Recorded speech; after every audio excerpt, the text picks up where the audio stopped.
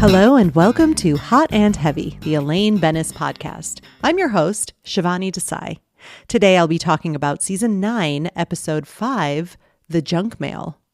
Hello everyone. I hope everyone's doing well. I am doing particularly well because the heat wave has, at least taken a break here in Colorado. Oh God, I'm talking about the weather again. Whatever, I talk about the weather. I should not beat myself up about it, but it feels like fall today. Finally, the high is going to be 55 degrees. It's a little overcast and the fall colors are just blooming everywhere. I enjoy an overcast day, especially when I just want to be cozy in my house and sweats. Oh my gosh, it is my favorite vibe. And after I record and get this podcast out this week, there's going to be a lot of sweatpants lounging in my house this weekend. I cannot wait. I am actually coming to you fresh off of my opening at the Denver Art Museum this morning. I had 2 shows and they went really well. I had a couple flubs. I kind of missed a couple cues and we got back on track. It turned out fine, but I don't think it was noticeable to the audience. But of course, as an actor, I get really annoyed with myself when I do that kind of stuff. But that's the stuff that comes with nerves. And I was definitely nervous this morning. After about 6 weeks of rehearsals, it was our opening show. And it for all intents and purposes, it went really well, very successful, a couple shows. And very exciting too. I'm getting more comfortable with my scene partner and we're doing more improvising on stage along with the scripted portion. And it's just going to get more fun from here on out. So I'm really excited to keep that going. So if you are in the Denver area, I highly suggest coming to the Denver Art Museum and seeing, it's called Art Emergency, the Sendak edition, and also seeing the Maurice Sendak exhibit at the museum. I gushed about it before, but my goodness, it is easily one of the most moving art exhibits I've ever seen. And just make it a day. Denver's awesome. In other news, the new season of JLD's podcast, Wiser Than Me, has now started, the 3rd season. And I just listened to the first episode with Jane Goodall. Oh my gosh. I mean, I really come out of every episode just feeling like a mix of emotions, mostly just, oh my gosh, inspired and so incredibly moved by these older women who have lived amazing lives and impacted the world beyond measure, really. And Jane Goodall is one of them. But the other emotion I feel is kind of like, what the fuck am I doing with my life? I mean, I guess I'm teaching kids about Maurice Sendak in this show, but these women are so accomplished. And maybe by the time I'm 90, like Jane Goodall, I'll have racked up some really good accomplishments. But anyway, she is just amazing. And I've been recommending this show. Start from season 1 if you haven't listened to it at all. But I mean, anyone, it's not just for women, it's for everyone who just wants to benefit from the wisdom of these women. And there is an abundance of wisdom that come from these women. Listen to the older women in your lives, people. Just do it. All right. And with me yelling at you, why don't we get into this episode? The synopsis for The Junk Mail is as follows. Okay, well, I know I bitch about these all the time, but this one is so inaccurate. It's offensive. Okay, so this is how it goes. Fed up with receiving scores of catalogs from Pottery Barn, Kramer takes revenge by sending them back. Okay, pretty accurate. The Costanzas begin avoiding George as they rekindle their romance.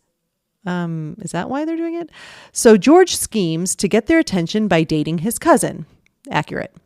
Jerry receives a van instead of cash promised for a comedy gig. What the fuck? No, not cash, a new sob. Elaine becomes infatuated with the man she recognizes from her past.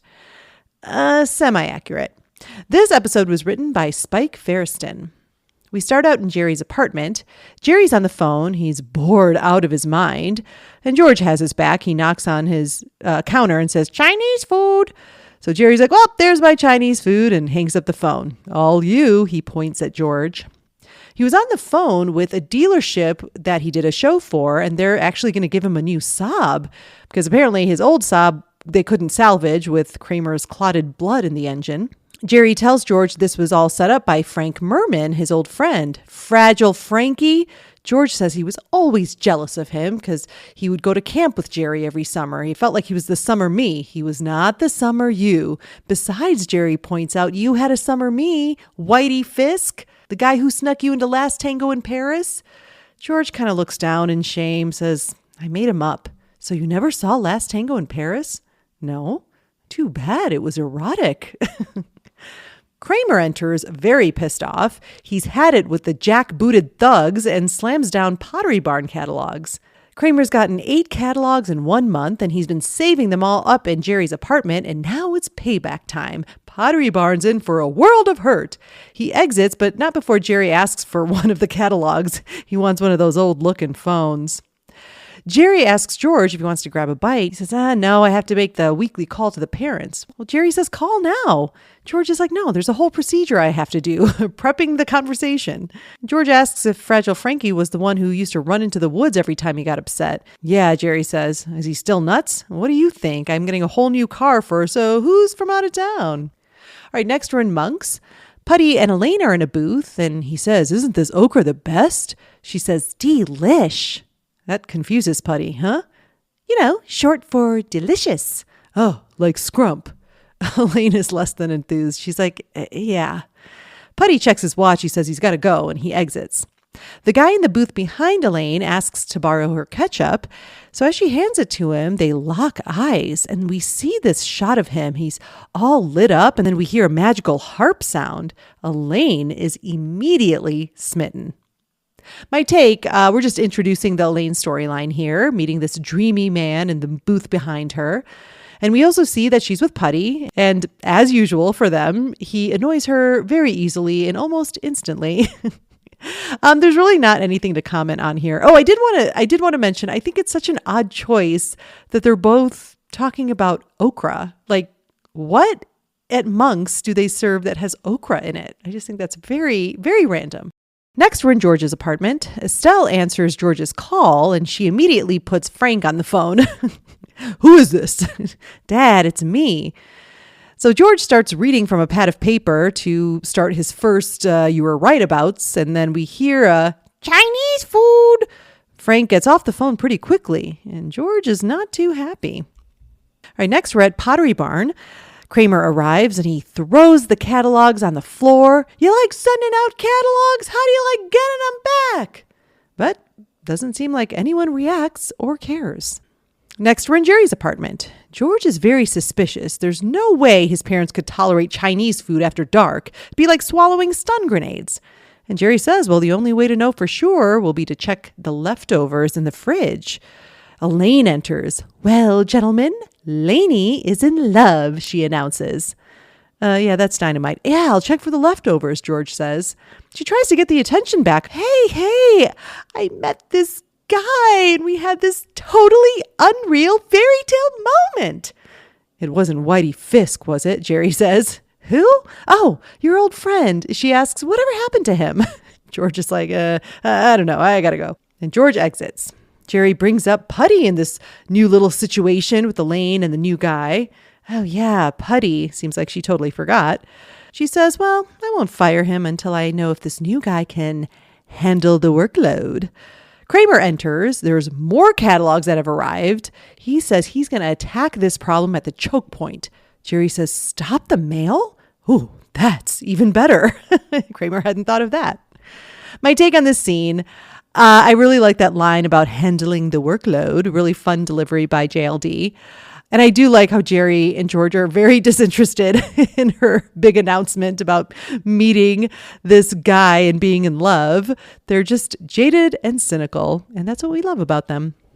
All right, next we are on the street. Elaine and Jerry are walking when Frankie calls out for him. He says, where's the car? This is it, he says, and he's referring to this big white van. And Jerry's like, oh, in the van? No, it is the van. It reminds Jerry that when they were kids, they wanted to have a van and just drive. Jerry points out, we were 10. He tells him, come on, let's take it for a spin. And Frankie goes to the front to get in. Jerry tells Elaine, I don't want a van. Well, tell him you just want the Saab. But Jerry's hesitant because of how fragile Frankie is. At camp, when he got upset, he'd run into the woods, dig a hole, and sit in it. Elaine then advises to keep the van and get a bumper sticker that says, if this van's a rockin', don't come a knockin'. Always helpful, Jerry says. My take, Elaine doesn't have much of a role here except to give Jerry that really bad advice about the bumper sticker. But it does plant the seed for that later utterance of the rockin' and knockin'. All right, next we're at the Costanza's house. George has dropped by for an unexpected visit. He tells them, you never called me back. The phone broke, Estelle says. And Frank says, oh, well, we have to get moving. George is like, well, where are you going now? We have a catered affair. You're going dressed like that? It's creative black tie. Move, woman. They exit. George then goes to the fridge. No Chinese leftovers. George is getting suspicious. Next, we're at Monk's. Elaine is waiting for her fairy tale guy. He arrives and we get the magical harp sound and the lit up face again. He says, I'm going to be in the can. Okay, Jack, she says. Elaine is head over heels giddy about this guy. He exits and she asks to use the phone at Monk's. She calls Putty and says, we're through. Yeah, that's right. Again. My take, we're moving the story along. She's sure about this guy because of that magical moment that happens again. And really the comedy comes from after the magical moment. He says, I'm going to be in the can. But despite that, she decides that he can handle the workload. All right, next we're in the van. Fragile Frankie is trying to sell Jerry on it. Look at these captain's chairs. Aye, aye. They find a spot and the van is so huge that it makes a beeping sound when Jerry's trying to back it up into the spot. And Jerry's like, all right, he puts it in park and tells Frankie, what if I decided I don't want a van since, I live in New York City? Well, Fragile Frankie kind of gets upset and says he needs to go to the park. Jerry stops him. No woods. I love the van. I'm a van guy. Next, we are in the apartment lobby. Kramer shows Jerry how he put bricks in his mailbox to stop all the catalogs. Where'd you get the brick? Jerry, the whole building is brick. Jerry gets his mail and says he's going to try and sell the van to a lot in Jersey. Kramer thinks he's crazy. You should sell it privately. I really don't want to meet the people in the market to buy a used van. They enter Jerry's apartment and Kramer won't stop. He said, come on, let me help you sell it privately. He's like, fine. So Kramer starts writing the ad. Big, juicy van. And he also adds that interesting trades will be accepted. I don't want to trade. Kramer says, don't worry, you don't have to. It's all about tickling their buying bone. Well, Jerry's looking at his mail and he's like, wait, this is all Kramer's mail. They're putting it in my box now. Oh, this is too much for Kramer. He has no choice now but to go down there and talk to them. And he exits. Elaine enters with Jack and introduces Jerry, and we see the same light and magical sound. Jerry's just looking at him, a little confused. My take, not much to say here. We just needed Jerry to meet Jack and see that fairy tale moment also happens with Jerry. Okay, next we're at the post office. Kramer is there saying he wants to cancel his mail. Well, the postal employee thinks he means, just put it on hold temporarily. No, he says, I want out permanently. Newman swoops in and tells Violet that she can go take her 3-hour break.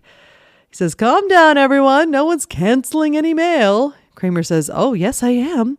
Newman tries to argue how things like bills, cards, and letters won't get to him, but Kramer has a lot of alternatives than mail, making Newman sweat. He says, all right, no one actually needs mail. But he warns Kramer, he better not say this again. Some sinister things could go down, and just walk away. Newman's boss approaches, suspecting something. Is everything all right, postal employee Newman? Oh, fine, he says, all squared away, right, Mr. Kramer?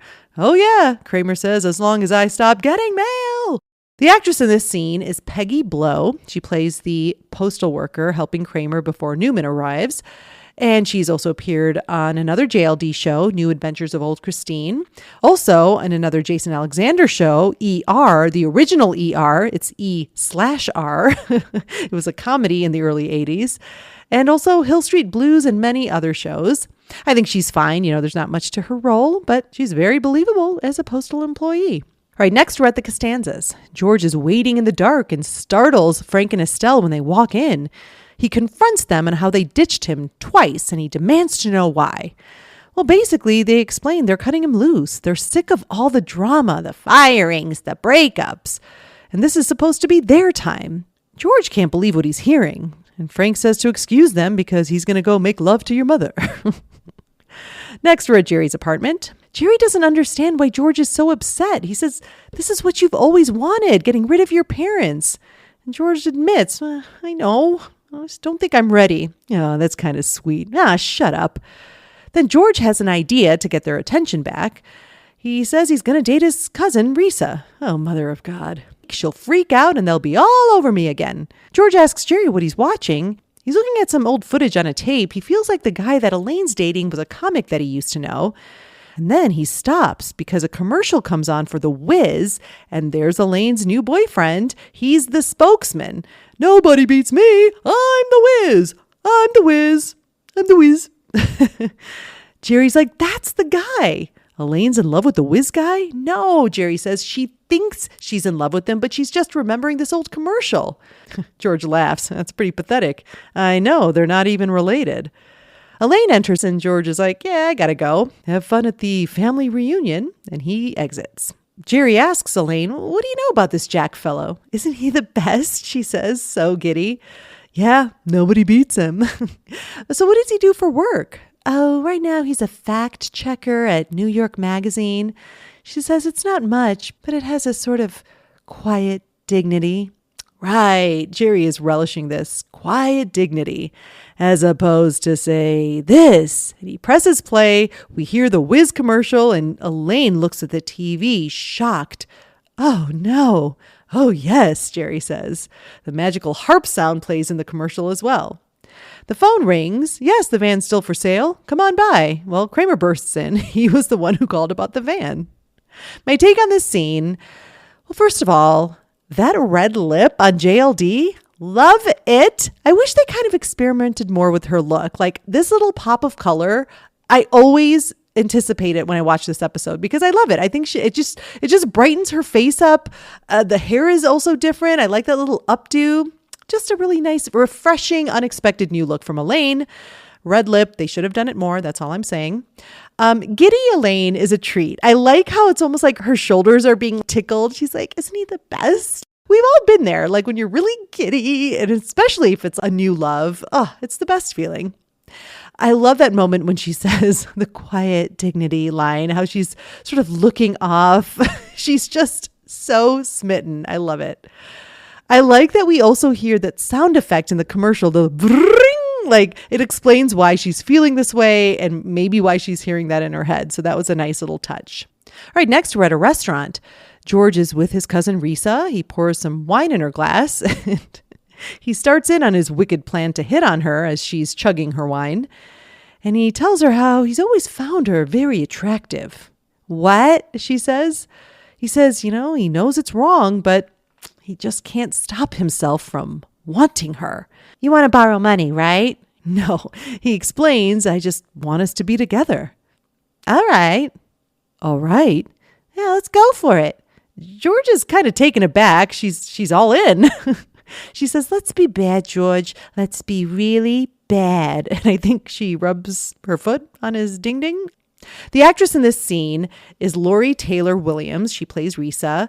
She's also appeared in Law and Order, NYPD Blue, and Just Shoot Me. And looks like she spent her time since the early 2000s as a producer and director. She has a few HBO documentaries in her credits. And apparently she's also a manager for teen and child actors.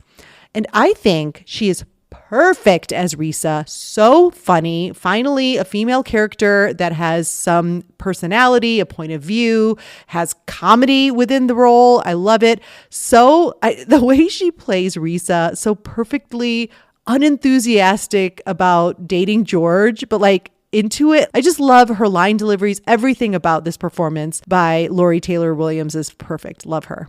Next, we're on the street. Kramer's checking out the van, acting like a real customer who's seeing it for the first time.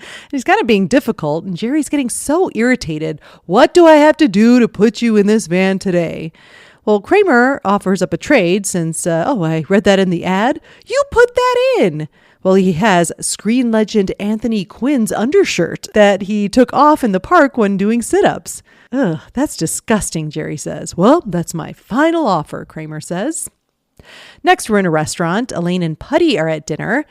Well, she's trying to get him back ever since she saw that video of Jack as the Wiz. And Putty is so amused. You dumped me for some idiotic TV pitch man? She apologizes and says it was a mistake. So let's just put this behind us and continue as if nothing ever happened. I don't know, he jokes. What if we're out and you see the Maytag repairman? So you're not taking me back? Yeah, that's right. And Putty exits. She calls after him that he's not idiotic. He's the Wiz. Nobody beats him. Nobody. My take, Putty is great. Love his bravado. We get choked up Elaine at the end. And, well, that's always entertaining. Next, we're on the street. Kramer has a whole anti-mail, anti-post office set up in the back of the van. He's handing out flyers that say, mail is evil. Fax it to a friend, he says. I always think that line's funny. An elderly woman has stopped and she's looking at the flyer, kind of looking around, and she asks Kramer why the dummy dressed as a mailman has a bucket on its head. Because we're blind to their tyranny, he tells her. Then shouldn't you be wearing the bucket? She asks. Yeah, move along, Betty.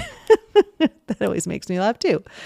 Frankie comes up and he asks if this is Jerry Seinfeld's van. Well, not anymore, Kramer tells him. I traded him for it for some Hollywood memorabilia. Ooh, that upsets Frankie. He says, I'm so stupid. I'm so stupid. And he runs off. The actress in this scene is Montrose Hagen. She plays the woman questioning Kramer. And she had quite a career. All the classics, Golden Girls, Cagney and Lacey, Hanging with Mr. Cooper, Sister, Sister, amongst many, many others before her death in 2012. I love her. She is so convincingly concerned with pointing out Kramer's display and what's going on with the bucket. I love the look on her face like, shouldn't you be wearing the bucket? And also, what a name. Montrose Hagen. I love it. Next, we're in Monks. George is discussing the Risa situation with Jerry, saying she's into it. She's been leaving me dirty messages on my answering machine. And they haven't told his parents because she wants to keep it quiet. She thinks we have a real future.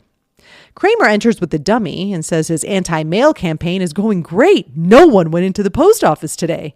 It's Sunday, Jerry points out. George asks, why is the mailman wearing a bucket? Well, it symbolizes our persecution.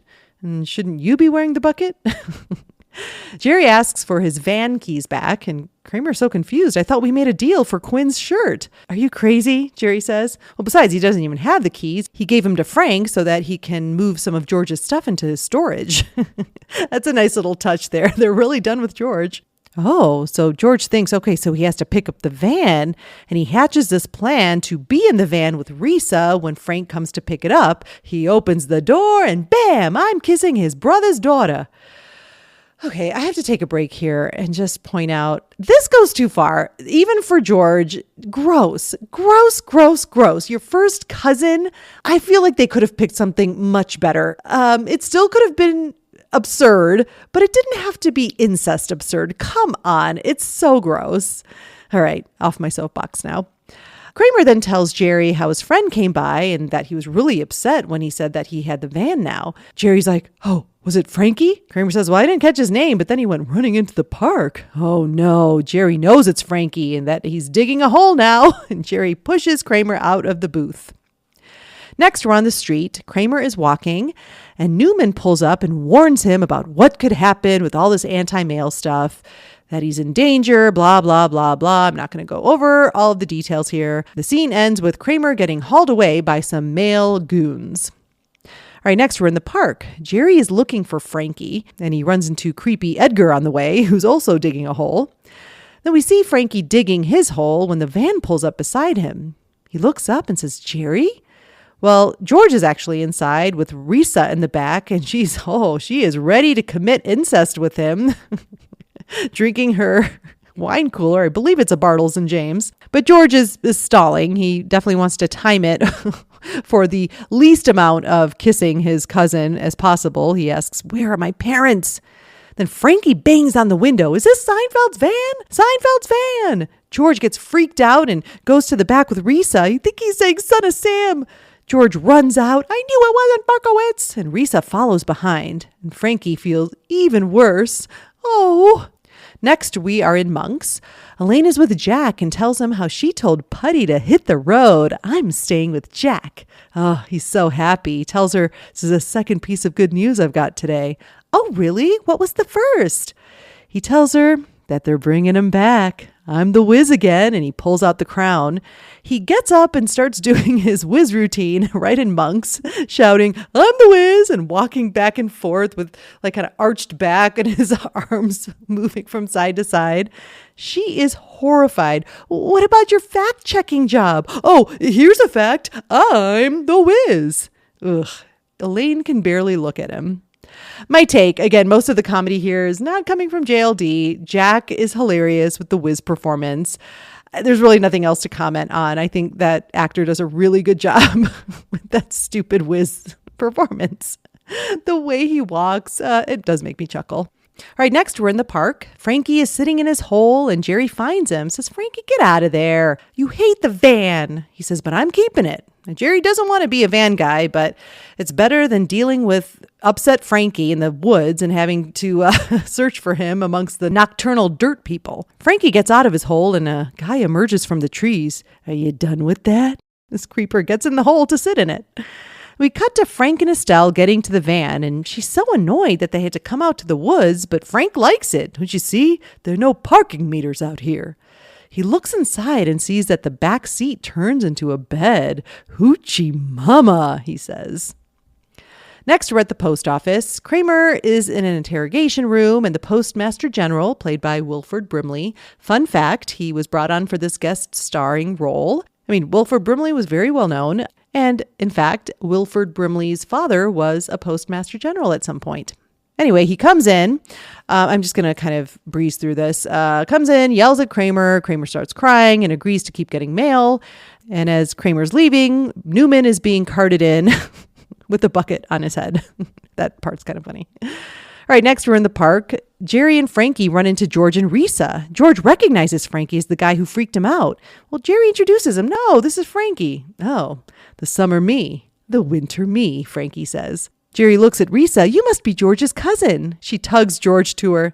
Girlfriend. All right. George notices the van in the distance. Whoa, that van's a rockin'. Jerry warns him, don't go a-knockin'. We see him open the door. They all catch Frank and Estelle getting it on. All of them are horrified. Well, 3 of them are. Risa doesn't seem to mind. Just takes a swig of her wine cooler. But at that point, Frank even says, oh, you got to sell this van. Oh, yeah. There's a tag to the episode in the Costanza's kitchen. Frank is explaining to a shell-shocked George that there's nothing wrong with what he saw in the van. He's right. It's beautiful. And it was safe. I don't know what that means. Are they using condoms? I don't get that, but it's funny. Now, if you'll excuse me, once again, your mother and I. Oh, make it stop, George says. All right, I'm going to take a quick break, and I will see you on the other side. Nothing tells the people of the world who you are more than a bumper sticker. But the last thing you want to stick on that bumper is something boring, lame, basic, redundant, and worst of all, non-rhyming. That's why you need to visit the Sticker Picker, premium bumper stickers that rhyme. Sure, we have all the typical old sayings you've seen since like 1974, but with almost 26,000 stickers in our inventory, you'll be sure to find at least one rhyme that represents you. Stickers like, baby on board that we can't afford, and I'd rather be playing Wordle in my girdle. Perhaps you want the world to know about your fitness routine. The Sticker Picker has plenty to choose from, like nothing is funner than a runner, or let me pass for spin class. We also have unexpected combinations like I only listen to Jewel when I play pool, and the surprising bestseller, I break for Adam Driver and Maria Shriver. Visit www.alwayshelpful.bumper to find the bumper sticker that suits who you are completely. For a limited time, you will receive a 1-year subscription to New York Magazine for free. The Sticker Picker. Bumper love that fits like a glove. And we're back. As far as the extras go, I just wanted to go over a couple deleted scenes.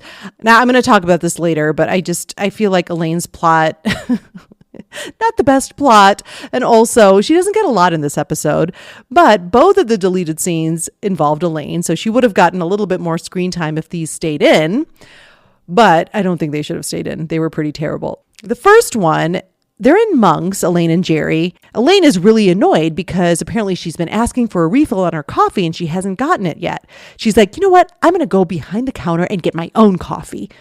And Jerry's like, you've been saying this for years. She says, no, today I'm doing it.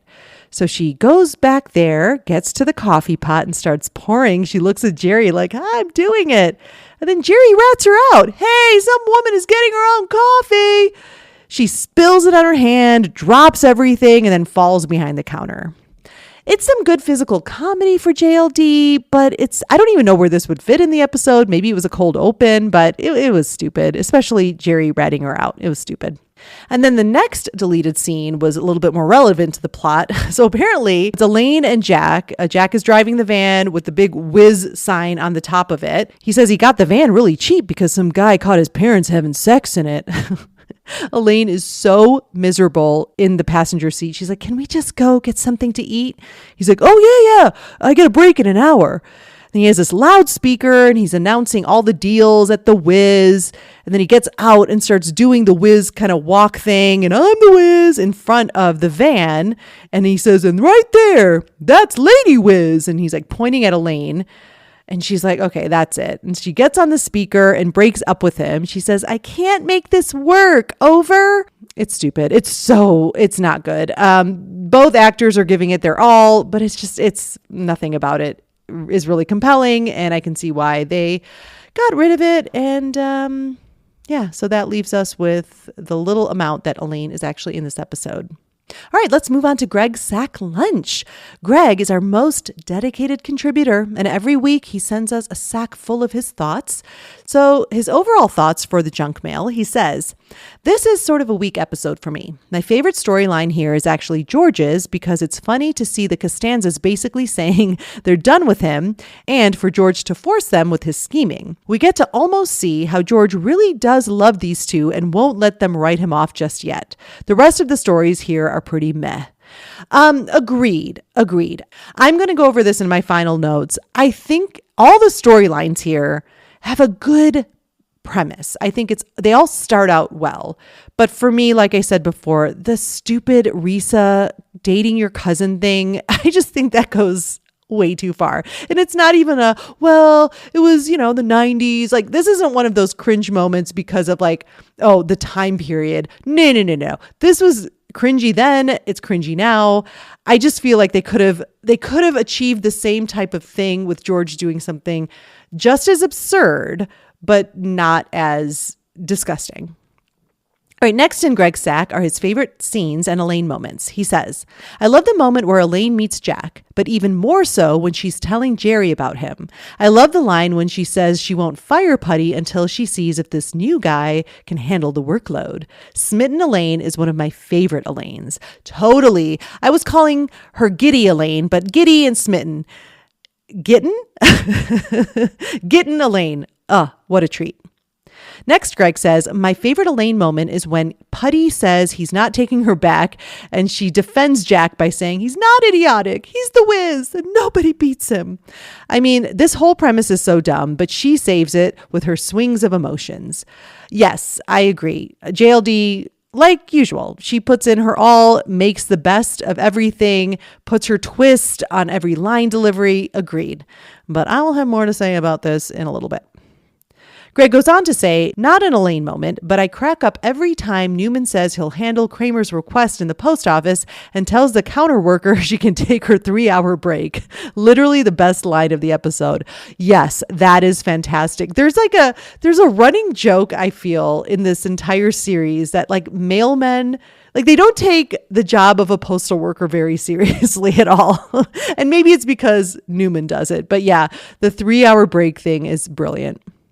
All right, next in Greg Sack is his scene swap idea. He says, how on earth do you have an episode where Kramer is battling the unwanted Pottery Barn catalogs and have zero crossover with Elaine, who works for a mail order catalog? There is so much potential here for a Benna-Kramer pairing, like Elaine using Kramer's access to the Postmaster General to do something for Peterman. Everything with Kramer and Newman and Jerry and Frankie and the van just sucks. The more I think of it, this episode just kind of sucks. I do not disagree with you, Greg. But yes, I would have been all for Elaine and Kramer having some kind of a joint plot here. I think that would have been really, really funny. And I didn't even think about that. Yeah, Peterman is literally a mail order catalog. Yeah, at the very least, she could have acknowledged how catalogs are being mailed out, or that like, hey, did you get your Peterman catalog, Kramer? And something like that. And maybe he feels obligated to keep that one. Oh my gosh, so many possibilities. Great idea, Greg. And lastly, in Greg Sack are his other thoughts. He says, am I the only one who thinks Jack is creepy as hell? Those close-ups of him smiling give me nightmares. And when he's dancing in the diner, I cringe. I hate this character and also this actor for playing it in this way, even if that's what was written. There were more ways they could have taken this idea for Elaine, and it just went nowhere. Agreed. I don't think it went anywhere. Once it was established he was this TV pitchman, it just stagnated. It was not great. I actually love his performance. And yes, you're right. I think that's what maybe works. And maybe they didn't make it clear enough. Like he's not dreamy. He's creepy. And he's like this silly guy who's doing this TV pitchman thing. Like Putty says, he's very idiotic. So I think there's an element of that where it's like, he is creepy. He is idiotic. He's cringy, but yet Elaine still likes him because of what she's remembering from this ad.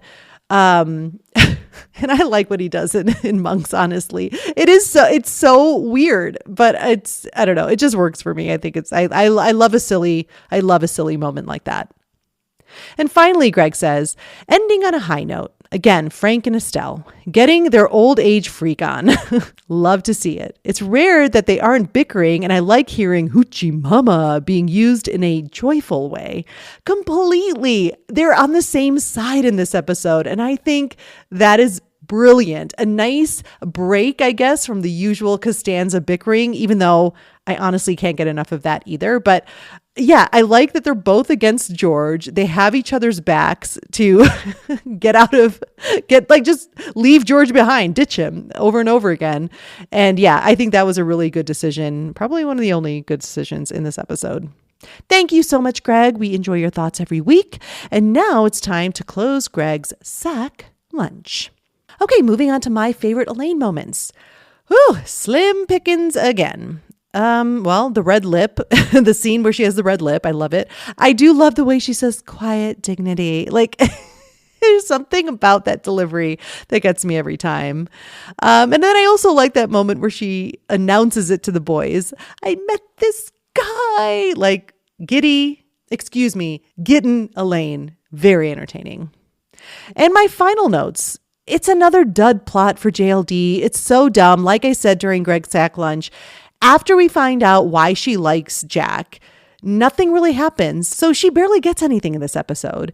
I would definitely try to swap out the whiz crap for maybe, like Greg says, Elaine getting involved with the Pottery Barn stuff. And I didn't even have anything beyond that. Just maybe, her agreeing with Kramer, I said, but I think your idea, Greg, is much better, where it's like, okay, she works for Peterman, which is a mail order catalog. So somehow they get in something together. I don't even know what it is, but it definitely would have been better than the whiz. I also would have loved to get Elaine's input on George's scheme to date his cousin. You know, Elaine would have had an opinion on that. And I would have loved a Benestanza moment there too. I really think that as a whole, all these storylines go nowhere.